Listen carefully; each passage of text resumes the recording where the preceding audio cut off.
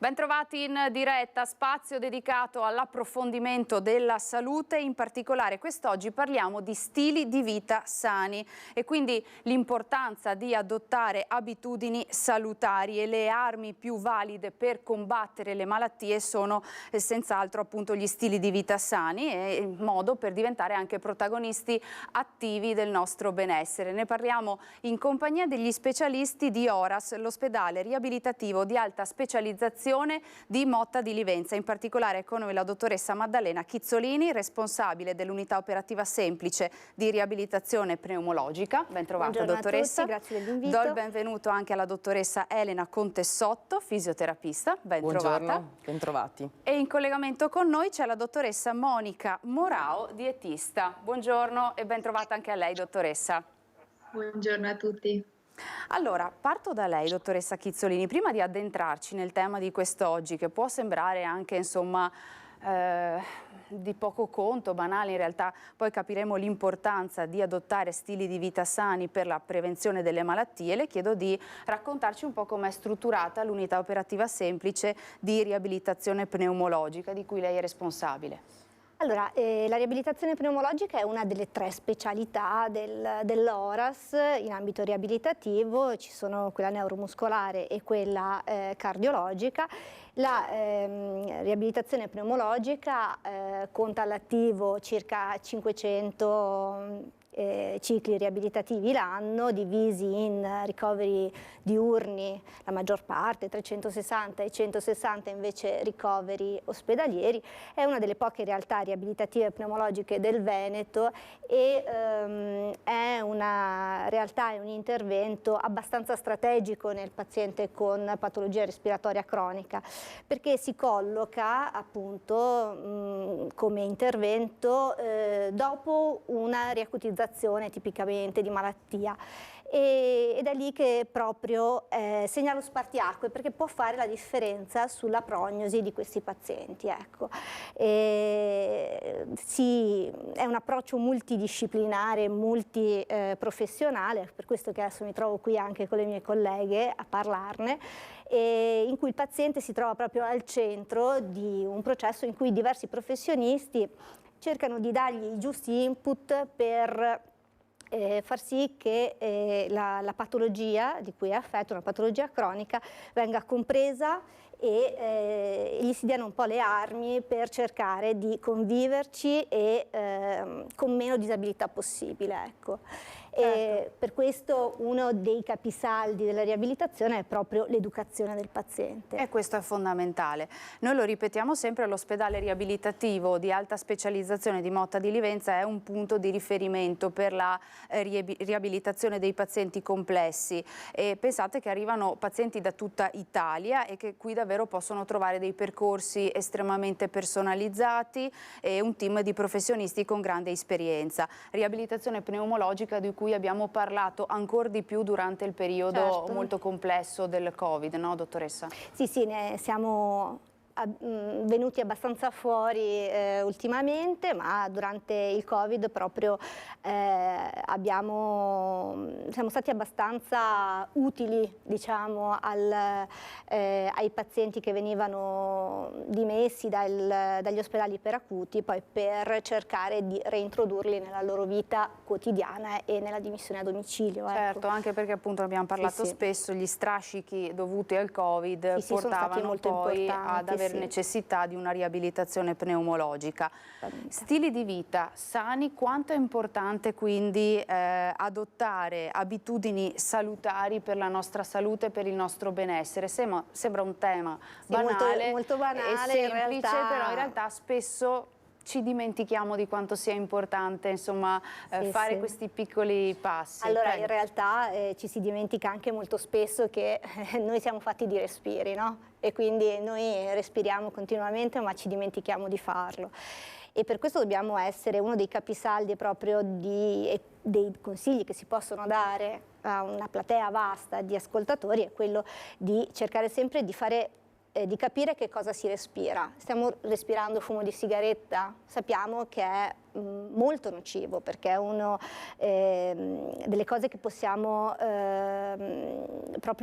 anzi che dobbiamo abolire innanzitutto perché contiene una quantità di sostanze tossiche e cancerogene per il nostro apparato respiratorio e che quindi porta delle modificazioni all'interno delle vie aeree e quali l'enfisema, la bronchite cronica o il tumore, che è una delle prime cose, sostanze che respiriamo che dobbiamo abolire, sia quello attivo, il fumo attivo, sia quello passivo, pensiamo soprattutto ai nostri figli, alla gente che ci sta attorno. Ed ecco perché in molti luoghi, insomma, è vietato fumare anche all'esterno. Assolutamente, e perché ci sono anche vari percorsi per cercare di far smettere una persona di fumare. Ci sono degli accompagnamenti, delle terapie che si possono fare per intraprendere la cessazione del fumo, che è un po' una condizione che dobbiamo tenere presente. Poi inevitabilmente si respira che cosa? Si va fuori e noi siamo nella una padana, per cui inquinanti, PM10, polveri sottili, li troviamo anche respirando fuori da casa nostra, quindi bisogna cercare magari di non frequentare aree troppo inquinate, di cercare di non esporsi nelle ore di maggior afflusso di traffico, eccetera. Ma dobbiamo tenere presente anche che anche l'inquinamento chiamato indoor, quello delle nostre case, è dannoso, quindi cerchiamo di areggiarle spesso. Okay? Un altro punto fondamentale è quello di cercare di non ammalarci, cioè quindi di prevenire le infezioni respiratorie. Il lavaggio delle mani lo abbiamo tutti compreso con il Covid, quanto è stato importante avere delle norme igieniche per le infezioni respiratorie, così come l'uso della mascherina, proteggersi le vie aeree, ma anche un corretto piano vaccinale a seconda dell'età. Noi sappiamo che sopra una certa fascia di età sono consigliati i vaccini antinfluenzali tutti gli anni, l'antipneumococcico, che è il vaccino per la polmonite, eccetera. Poi stili di vita sani comprendono anche un'abolizione delle sedentarietà, quindi un'attività fisica magari quotidiana, qui ci parlerà dopo la nostra collega, e una dieta equilibrata fatta di sostanze che nutrono il nostro corpo senza andare nei due eccessi, quindi sovrappeso o sottopeso, ok?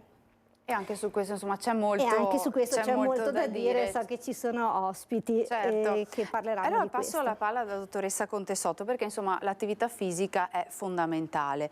Mantenersi in allenamento a tutte le età, attenzione, questo è fondamentale, a tutte le età. Quindi perché ci è utile mantenerci in allenamento, fare attività fisica? Che cosa ci permette di prevenire? Sì, allora possiamo dire che l'attività fisica a tutte le età è un investimento che si fa per la salute, è una scelta.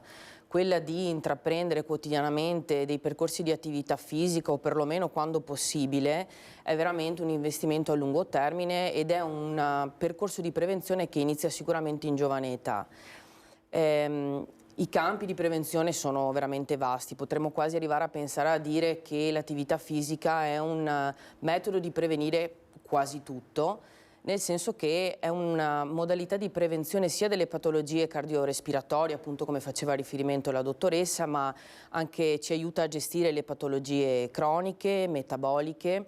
È un grossissimo aiuto dal punto di vista della componente psicologica, perché aiuta a gestire tutti quelli che sono sintomi di ansia, depressione, spesso anche possiamo considerare di solitudine, proprio perché sono comunque momenti di aggregazione rispetto alle attività di gruppo, e non possiamo negare, sicuramente questo forse è un po' più il mio ambito, che dà grossissimi benefici per tutto quello che è l'apparato muscolo-scheletrico, sia a livello appunto di prevenzione ma anche di mantenimento delle autonomie. Se pensiamo per esempio nella persona anziana, previene tutto quello che è il rischio cadute.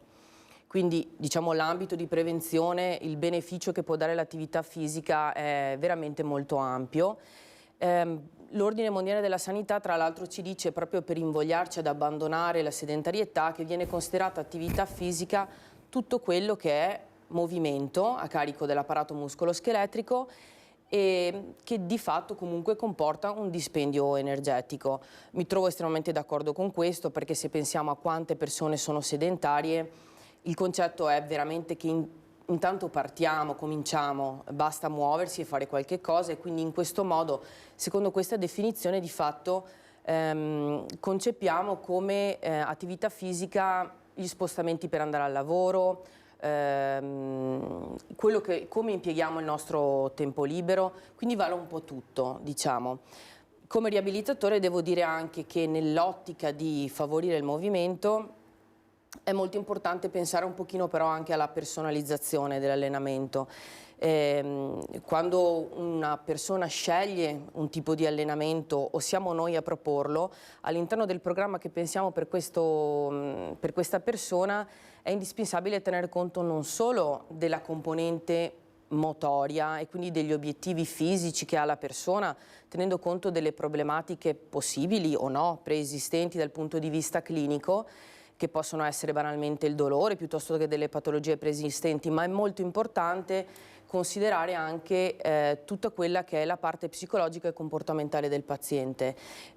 Quando pensiamo all'aderenza all'allenamento dobbiamo pensare a qualcosa che sia sostenibile per la persona, e quindi la parte psicologica e comportamentale ha il senso di dire facciamo un po' il passo lungo la gamba senza pretendere di fare cose esagerate, e scegliamo un allenamento che sia giusto per quella persona. Quindi se sono una persona sedentaria e mi ritrovo a scegliere un tipo di attività da fare, deve possibilmente essere stimolante, deve cercare di non inficiare eccessivamente nel tempo che ho a disposizione o nello stress che già mi crea una settimana sicuramente frenetica.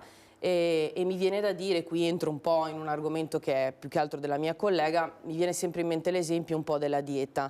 Nel momento in cui proponiamo una dieta a una persona, se come per l'allenamento fisico speriamo in un'aderenza a lungo termine, perché quello che ci porta a vincere in questi ambiti è la costanza a lungo termine, la proposta che facciamo a questa persona, che sia la dieta, che sia l'allenamento o l'attività fisica scelta, deve essere sicuramente alla portata di quella persona, deve essere strutturata rispetto al singolo. Proprio perché questo permette poi alla persona di mantenere, insomma, una certa costanza e quindi proseguire nel programma di allenamento o nel programma di dieta. Sicuramente, questo credo che sia una componente molto importante. Poi, ripeto, il movimento sta alla base di tutto, ci sono anche delle indicazioni sull'attività di minima, tra virgolette, consigliata, ed è sempre l'Ordine Mondiale della Sanità che ce lo dice, suddivisa per età. Quindi nei bambini e negli adolescenti fino ai 17 anni si consiglia sia l'attività di tipo aerobico, circa 60 minuti al giorno, ma che deve essere unita 3 volte alla settimana anche al rinforzo muscolare, e nell'ambito dell'adolescenza piuttosto che dell'età evolutiva sicuramente è un argomento molto importante, non solo per la salute fisica, ma anche per tutto quello che riguarda la crescita di questi ragazzi, e il fatto che è un'ottima occasione comunque di sfogo, ma anche di imparare, cominciare a organizzarsi le proprie giornate, gli impegni, il rispetto dell'altro, delle regole, quindi ha tante sfaccettature. Sia nell'ambito poi dell'adulto ma anche dell'anziano ritroviamo sempre come indicazione una certa quantità di ore settimanali, dalle 2,5 alle 5, di attività aerobica, ma è sempre estremamente consigliata l'attività di rinforzo muscolare. Addirittura per la persona adulta fino ai 64 anni si parla di almeno 2 volte a settimana lavoro di rinforzo muscolare, mentre per l'anziano, che può sembrare a volte strano, tra virgolette, l'indicazione è addirittura superiore, quindi di far lavorare questo soggetto. Quando diciamo anziano parliamo di persone sopra i 65 anni, addirittura 3 volte la settimana sul rinforzo muscolare, e aggiungendo tutto quello che può essere un lavoro anche sull'equilibrio, poiché nella persona anziana traiamo sempre maggior beneficio da questo tipo di allenamento per il mantenimento delle autonomie, per un mantenimento e anche un miglioramento della parte cognitiva che comunque viene sviluppata con la partecipazione a questo tipo di attività, e appunto oltre al mantenimento dell'autonomia c'è un grosso lavoro sulla prevenzione delle cadute. Poi entriamo nel dettaglio perché ci sono molti aspetti interessanti. Dottoressa Morau, l'abbiamo chiamata in causa più volte, insomma, perché quando si parla di prevenzione, di stili di vita sani, non si può non pensare all'alimentazione. Diciamo sempre che siamo quello che mangiamo e l'alimentazione può diventare un fattore di protezione, di prevenzione importante, ma anche un fattore di rischio se non corretta ed adeguata. È così? Sicuramente l'alimentazione è uno dei tanti puzzle, dei pezzettini del puzzle che sono la nostra salute, come il movimento, come l'astensione al fumo, per esempio, che ha citato prima la dottoressa. Anche l'alimentazione ha un ruolo. Non è vera l'equazione mangio bene, sarò sicuramente in salute, attenzione, e non è neanche vero ho un'alimentazione disordinata, starò sicuramente male. Si parla quindi di fattori di rischio e fattori preventivi, appunto. E in quale senso? Si sente spesso parlare di fattori di rischio per la salute cardiovascolare, come per esempio la sedentarietà, il fumo, sono un fattore di rischio, cioè ci espongono a un maggior rischio di sviluppare una malattia cardiaca. Anche l'alimentazione, quello che mangiamo, può contribuire a metterci più a rischio o metterci più al riparo da certe malattie.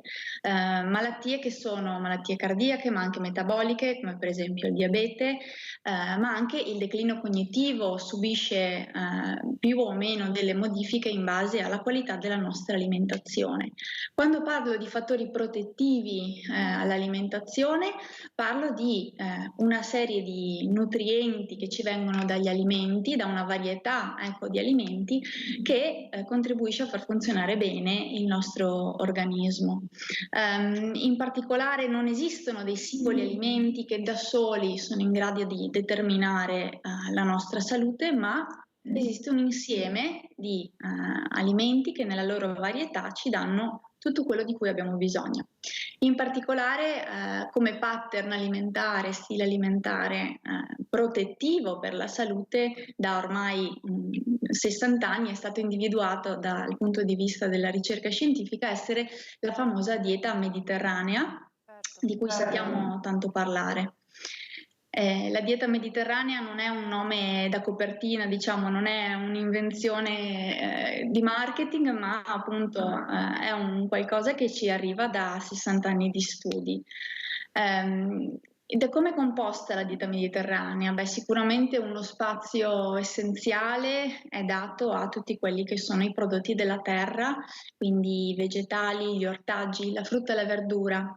Le famose 5 porzioni di frutta e verdura di cui si parla sempre, è un modo, ecco, gergale un po' di chiamarle in causa, ma sono realmente importanti e dovrebbero costituire un po' la base dei nostri pasti, ma non solo. Abbiamo anche i cereali, gli amidi, tra cui pasta e pane, soprattutto qui in Italia ne fanno da padrona, ma non solo. Non dimentichiamoci che esiste una varietà di cereali molto vasta, abbiamo il riso, abbiamo il mais, abbiamo anche cereali un po' più sconosciuti come il grano saraceno o anche più conosciuti come il farro o l'orzo, che devono essere variati nella nostra dieta. Se sono nel formato integrale, tanto meglio, perché ci danno più fibra. La fibra è appunto un componente che si trova all'interno di cereali integrali, della frutta e della verdura, che ha tantissime funzioni, tantissimi scopi, sia dal punto di vista dell'apparato digerente, ma proprio direttamente come antinfiammatorio anche per i nostri vasi e le nostre arterie. Dopodiché una dieta varia comprende anche fonti di proteine. Le proteine sono come una sorta di mattoncino, ecco, che compone il nostro corpo e fa diverse cose utili. Ogni giorno abbiamo bisogno di mangiarne una certa quantità.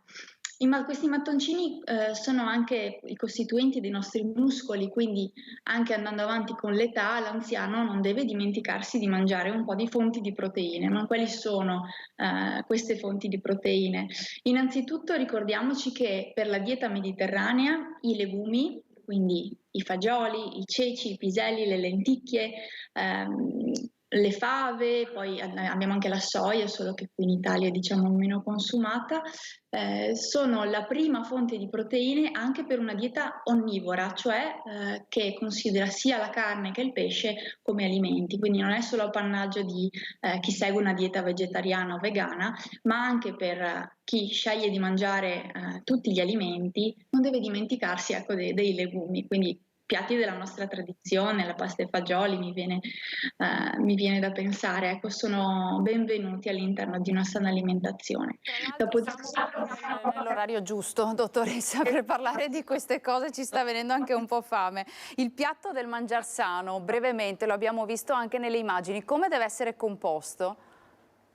Il piatto del mangiar sano è un po' un'immagine ecografica che ci dà l'idea di come proporzionare i gruppi alimentari nel pasto affinché sia di prevenzione. Ecco. Quindi abbiamo un quarto abbondante, quasi metà del pasto, che deve essere composto appunto da verdure e ortaggi crudi e cotti. Non facciamo distinzione, non c'è una varietà migliore di altre, ricordiamo di variare.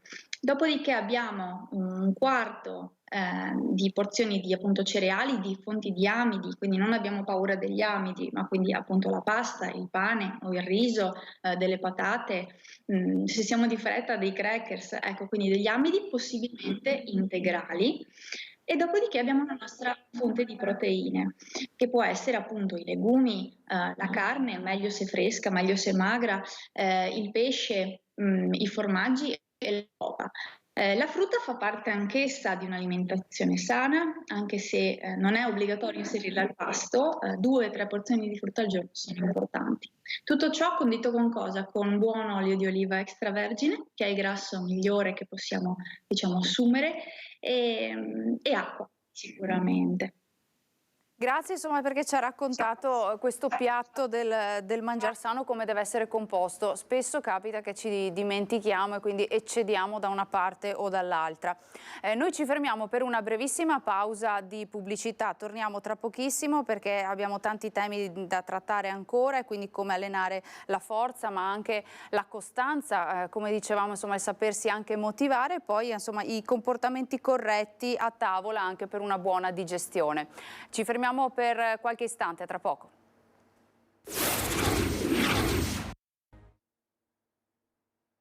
Rieccoci nuovamente in studio, in diretta. Torniamo a parlare di benessere che parte proprio dall'adozione di stili di vita sani e corretti.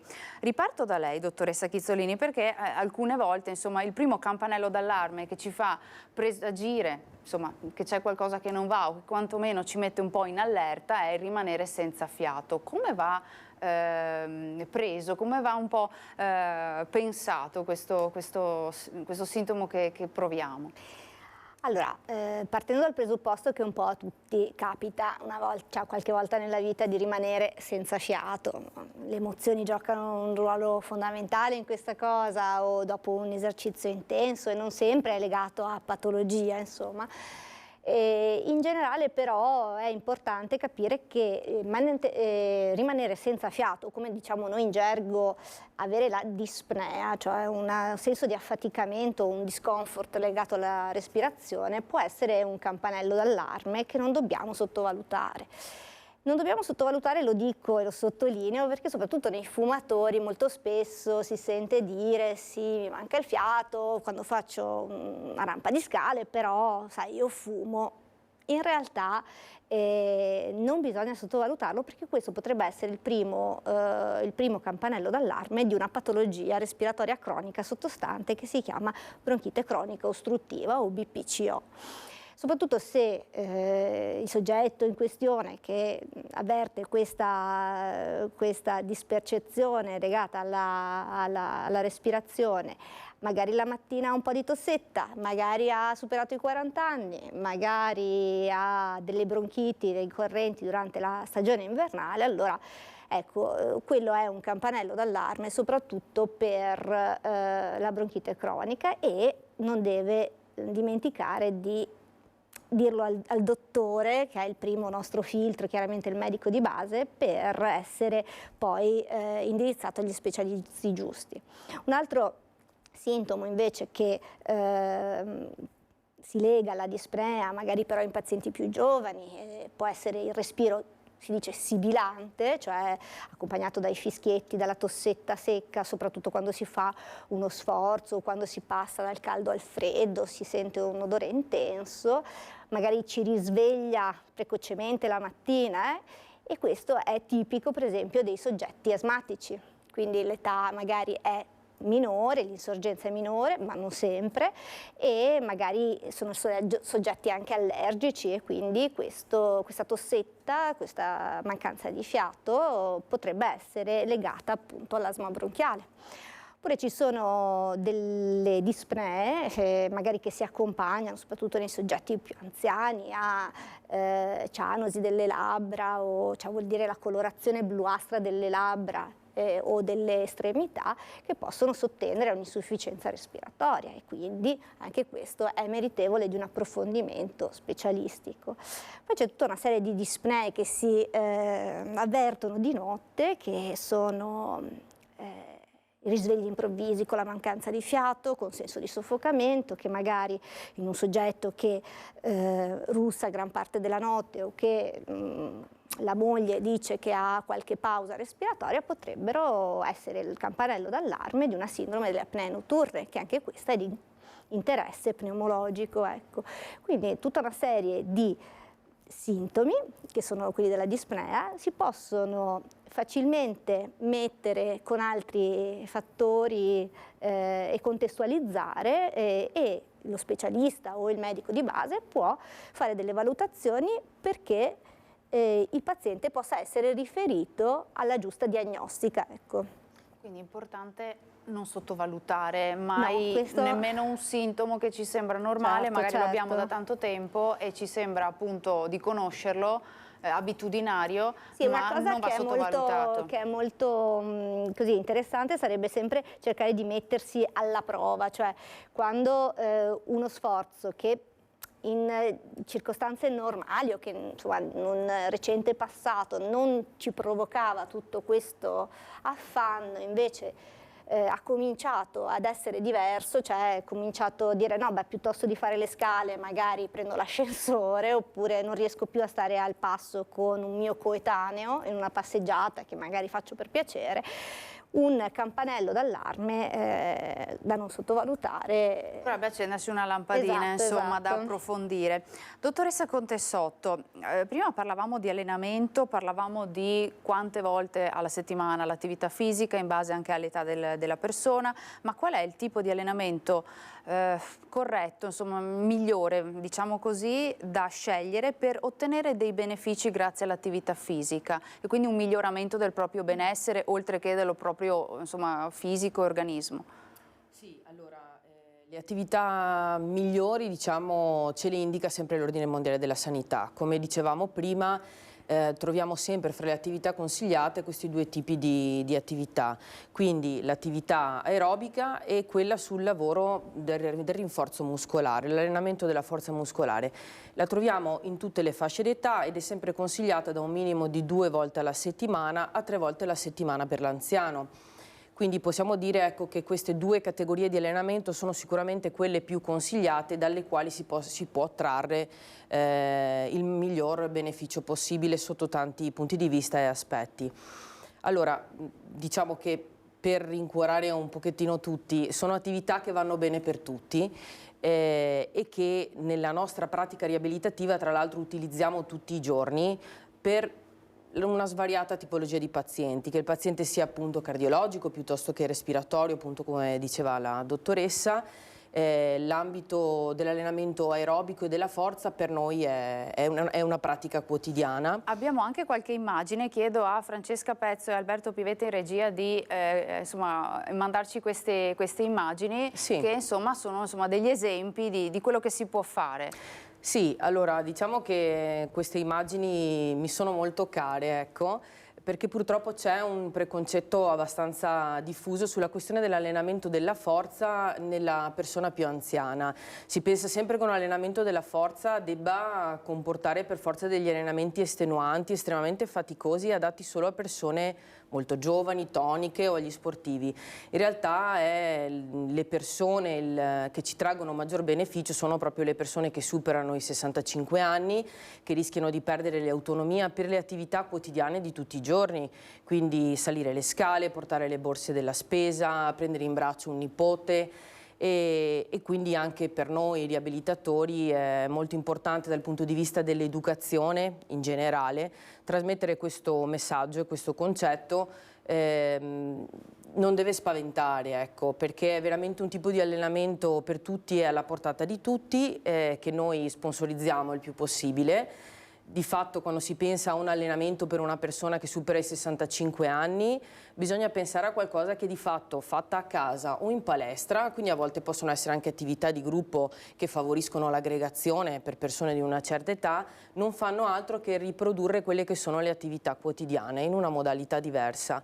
Il beneficio dell'attività legata al rinforzo muscolare è estremamente importante sicuramente per l'anziano, ma in generale per tutte le fasce d'età, per via appunto della prevenzione per il nostro apparato muscolo-scheletrico, per garantirci di sicuramente invecchiare nel miglior modo possibile.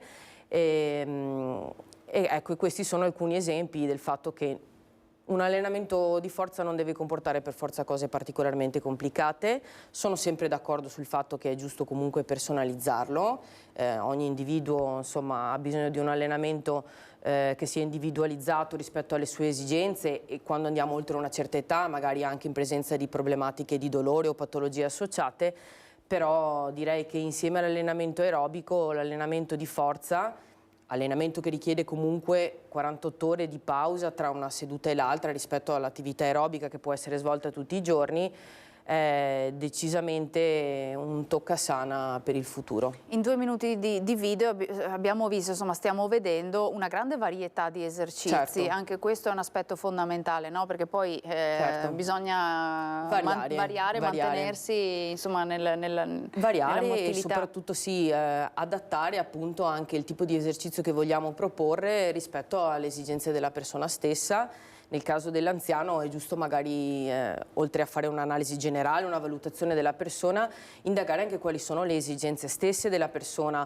Ho un nipote, ho un orto, ho un negozio, da pensionato lavoro ancora, devo sollevare dei pesi, faccio fatica a fare le scale a casa, e adattare l'allenamento anche rispetto alle esigenze. Però appunto questo voleva essere un esempio per far capire che anche se ho più di 65 anni non solo è importantissimo lavorare sulla forza per mantenere le mie autonomie e non dipendere da nessuno, o comunque il meno possibile continuare a fare ciò che mi piace, a seguire i miei hobby, a stare con i nipoti, ma sì, è veramente tra virgolette facile da eseguire e da proporre senza pensare per forza a cose particolarmente complicate in palestra.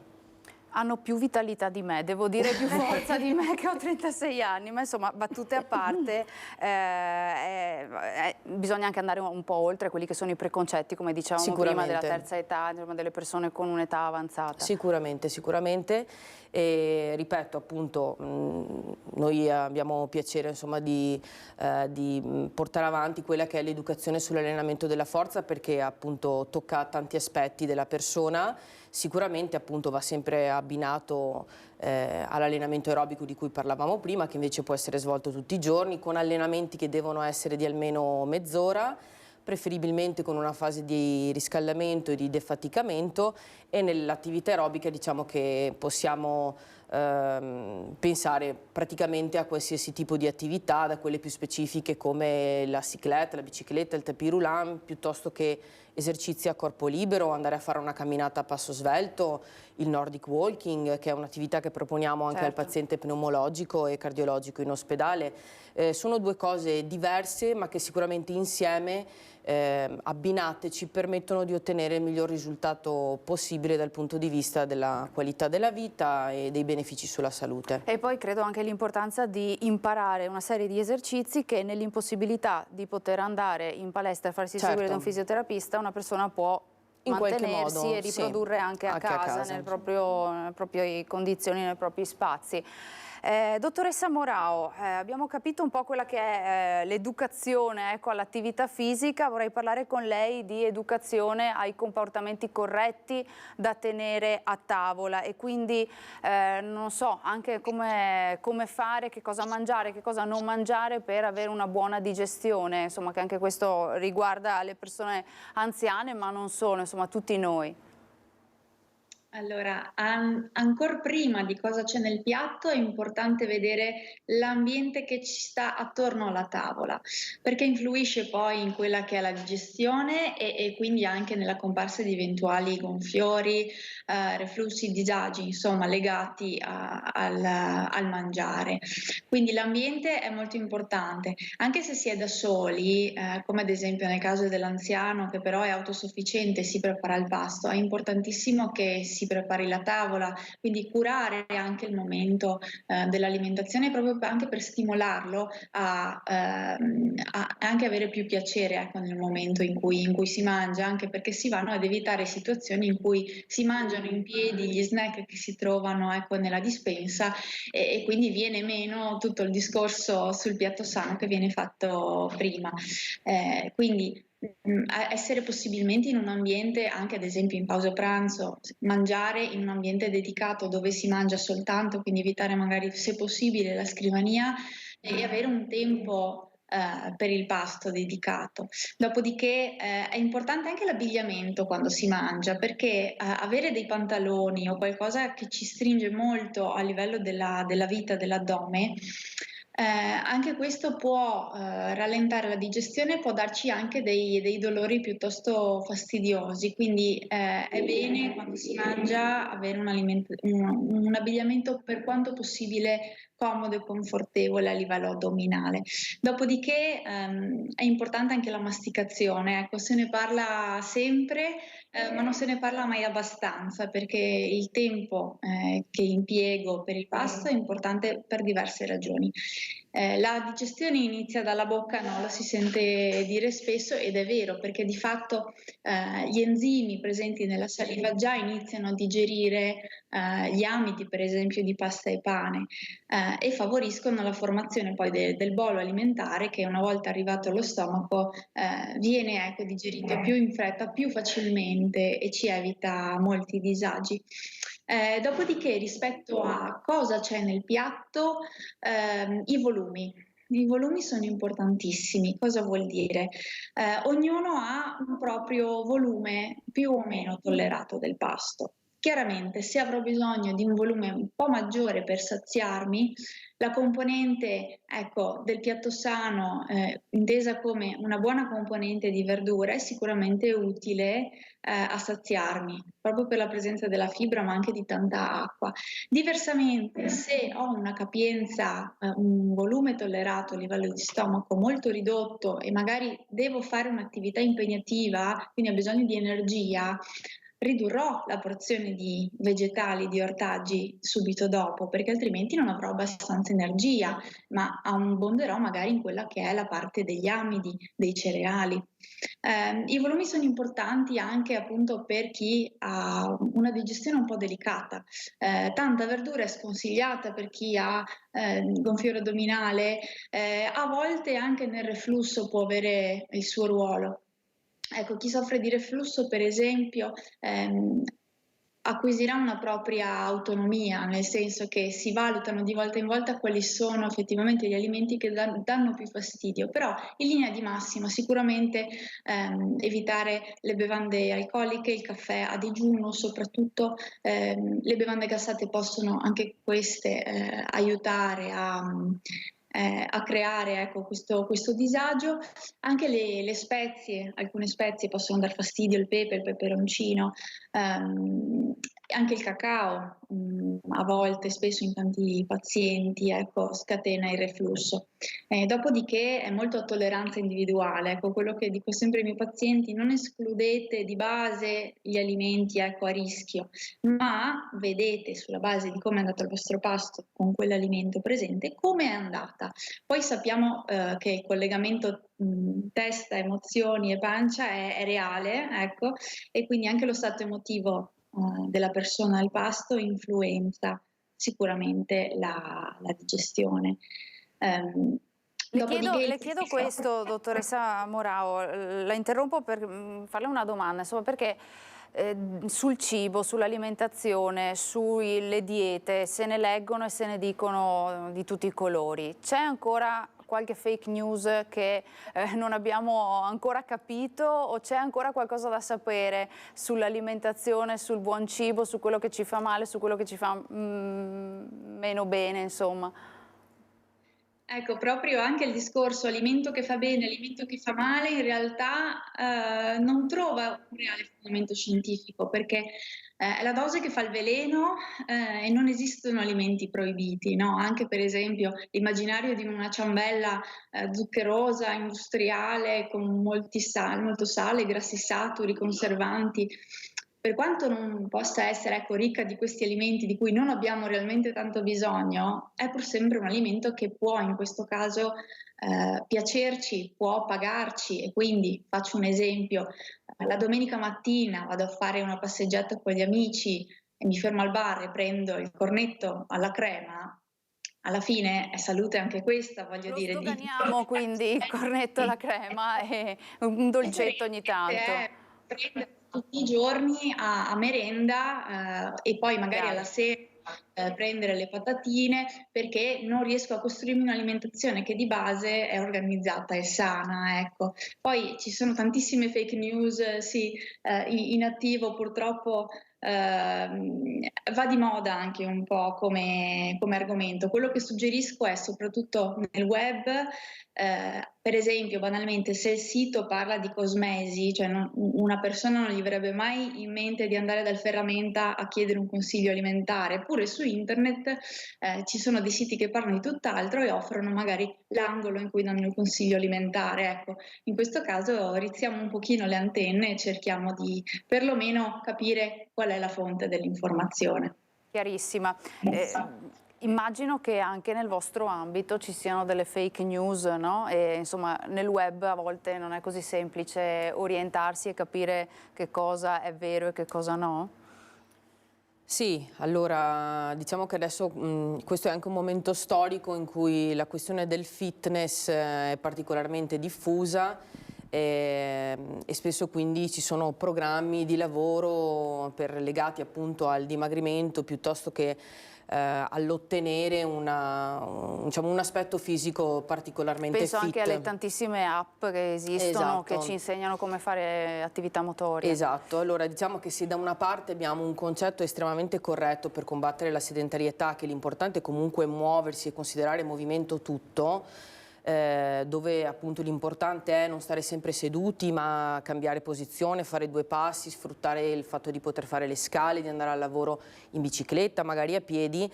Dall'altra devo dire anche che oltre una certa quantità di allenamento o nel momento in cui mi pongo determinati obiettivi è corretto pensare che, come dicevamo prima, l'allenamento sia personalizzato, non fidarci di tutto quello che sta scritto. Non è vero che tutto va bene per tutti, questo sicuramente, certo, partendo da un presupposto comunque che abbiamo chiarito prima, che i due tipi di allenamenti che vanno bene sicuramente invece per tutti, anche se devono essere personalizzati, sono quello aerobico e di forza. E una cosa che volevo un attimo aggiungere è questa: sicuramente nell'ottica di muoversi, di cercare di combattere appunto il poco movimento, la pigrizia e quant'altro,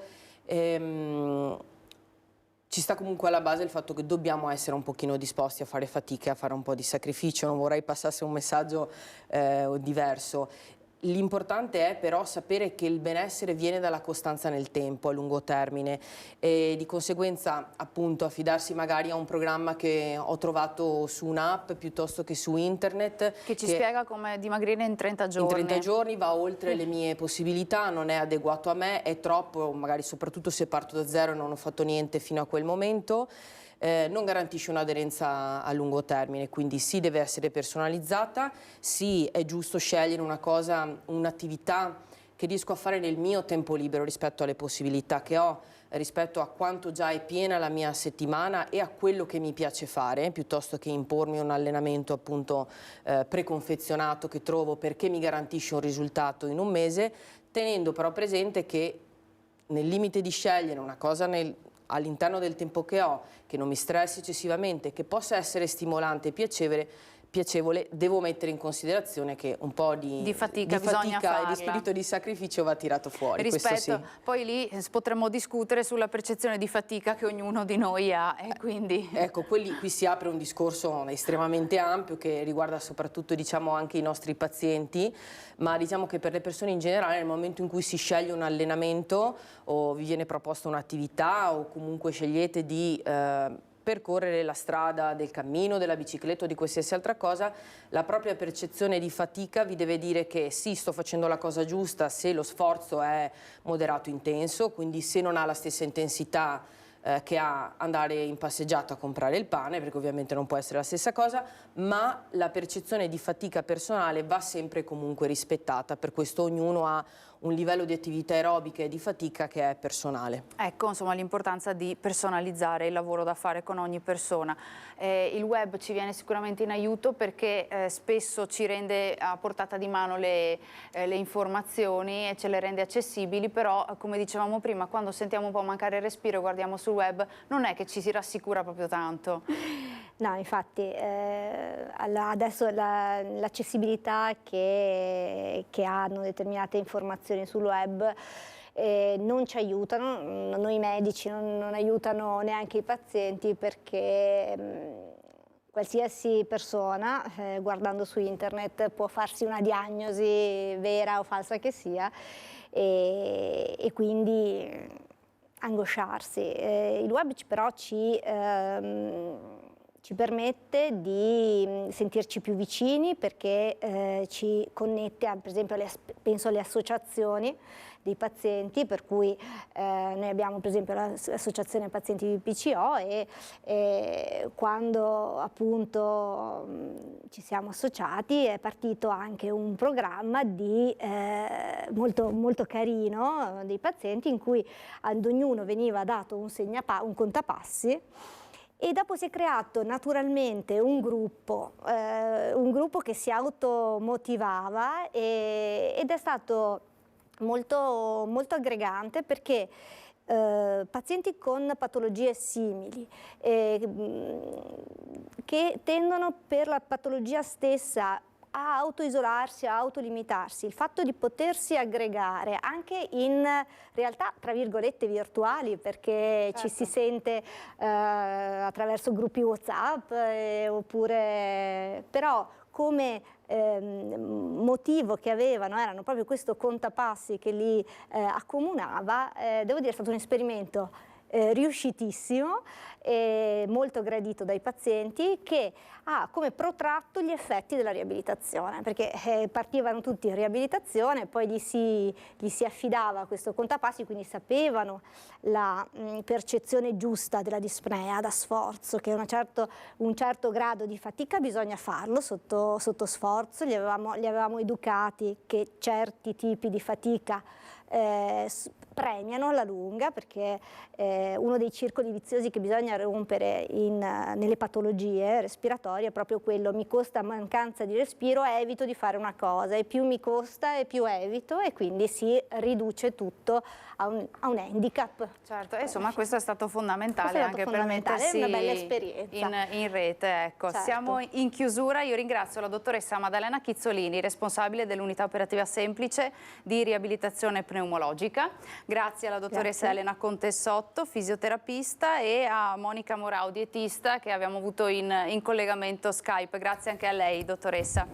Grazie a voi per averci seguito e insomma ci avete dato qualche informazione davvero fondamentale. E, insomma, abbiamo parlato anche di riabilitazione, che insomma Oras è un centro di riferimento molto importante nel territorio veneto, ma insomma italiano. Vi lascio al film Scissors e vi do appuntamento alla prossima puntata. Arrivederci.